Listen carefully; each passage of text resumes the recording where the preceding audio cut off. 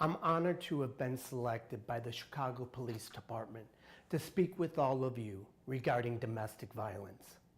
Domestic violence and abuse can happen to anyone, regardless of gender, race, ethnicity, sexual orientation, income, or other factors. Men are victims of nearly 3 million physical assaults in the U.S., and 1 in 4 women will experience domestic violence during her lifetime. I was one of those statistics of abuse, but not any longer. I lived most of my life with abuse. It started at a very early age. At around the age of 5 years old, my next older brother began to beat me up out of jealousy. He hated the fact that I got more attention from our mother, so he would beat me up as often as he could. When I was 5 years old, he slammed my head into the kitchen table, and I received 9 stitches in my head. At 7 years old, he punched me in the face, and my teeth went into my upper lip, and I received 12 stitches in my mouth.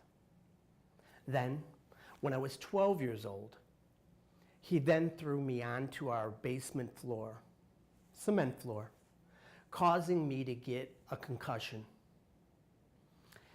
And each time my parents took me to the emergency room, the ER doctor would ask my father the same question: how did this happen to your son?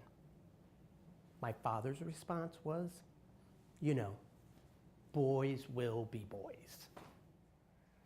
Then when I was 9 years old, my life changed forever, and I would never be a normal kid again.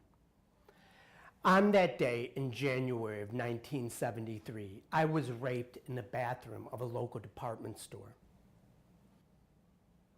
It gets even worse. Years later, in 1978, while I was watching the local news, they were covering a story about a man that dressed up as a clown for kids at their birthday parties. He was arrested for killing 33 young boys. His name was John Wayne Gacy. When I saw his mugshot on the television screen, I knew it was him. A part of me went into this deep, deep, deep depression. Right around the same time in my life, I felt different about my sexuality. Even if I was gay, had these feelings, I could never express them because my family would never, ever accept me that way. I came from a very strict Italian Catholic working class family. And what I ended up doing was crawling into the closet, and I hid who I was. I really hid the gay boy I became. I married twice to 2 women so I could live the life my family expected of me. Both of my ex-wives were physically, mentally abusive to me and controlled every aspect and part of my life. While I was married to my first wife is when I finally got psychological help and began to see my psychiatrist. And he diagnosed me with obsessive compulsive disorder, OCD. I learned at that time that this condition was very common to victims of abuse and or trauma. So I guess what I'm trying to tell you all today is that I was a victim. My psychiatrist had told me that I was drawn into individuals that abused me because abuse was all I knew. And in some weird way, it felt comfortable to me. Finally, After the divorce from my second wife, I decided that I was going to come out and tell the world that I was gay. And I was going to live the gay lifestyle. Not having any exposure to the gay lifestyle before, I decided to find my perfect match on Match.com. As I started to look on Match, I had gotten a message from a gentleman, and he was from Los Angeles, and we started to correspond, and he asked me, would it be okay if we met sometime? I'm really interested in meeting a guy from the Midwest. And within time, we started to talk over the phone and become more comfortable with each other. We started dating long distance, and each of us would travel back and forth during the first year of our relationship. I noticed early on that Eric had similar traits as my ex-wife's. He was extremely controlling and was very jealous when we'd go out. He'd always accuse me of flirting with other men.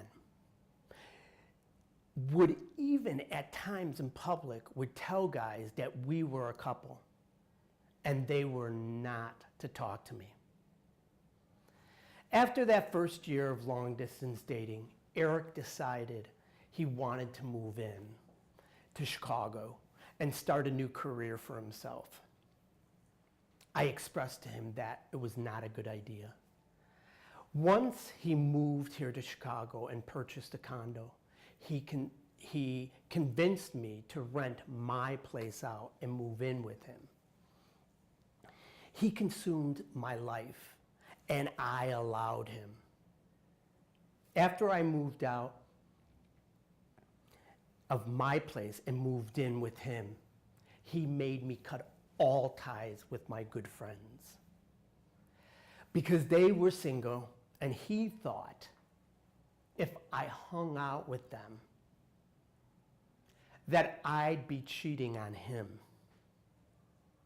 Obviously, that was not the case. He would even manipulate my weekend visits with my daughter. He would get in arguments with her about things that didn't even concern him. And she resented him. And she even told me that she didn't like him. Over the next year, he got access to all of my credit cards, my bank accounts. He started withdrawing money from my accounts and running up charges on my credit cards. He demanded I come home right after work every night.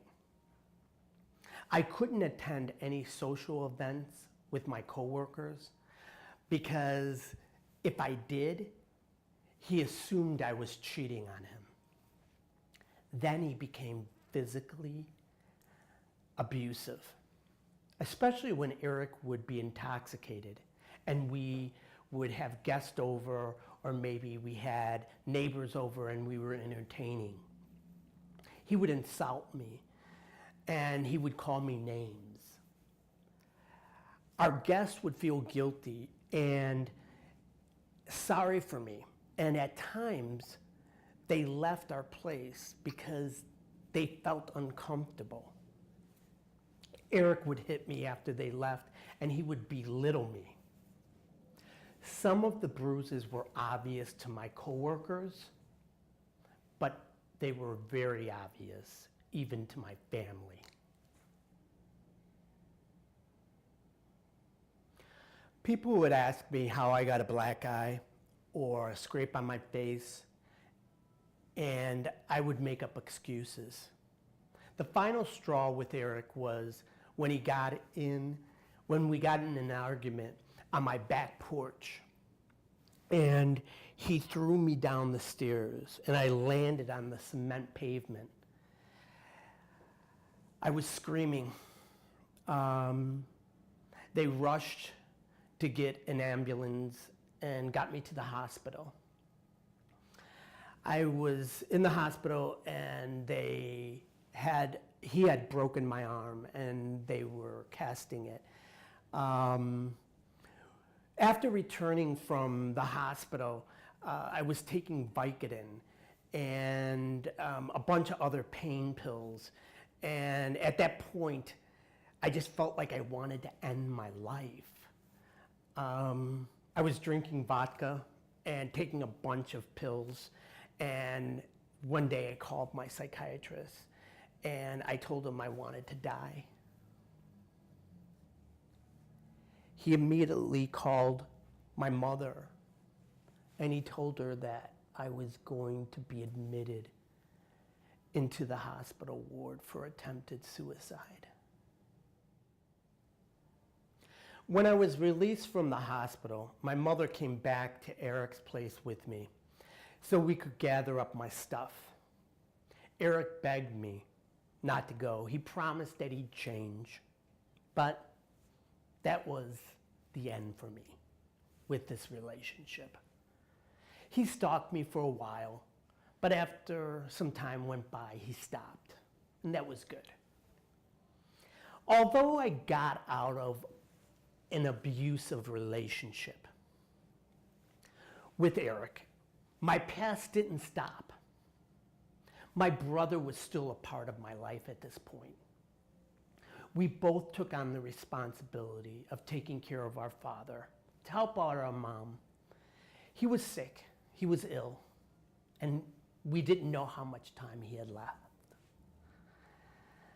Then, shortly after my father died, in October of 2010, my mother had a family meeting to discuss my father's will. We were going to have dinner at my mom's house, and I was responsible for bringing the wine.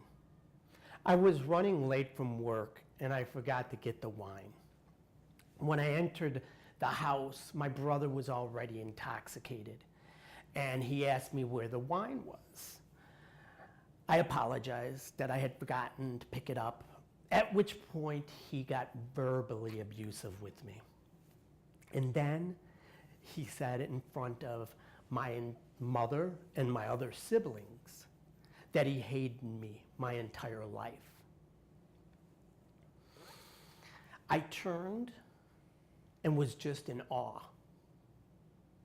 He then called me an effing faggot. I turned and I looked at my entire family.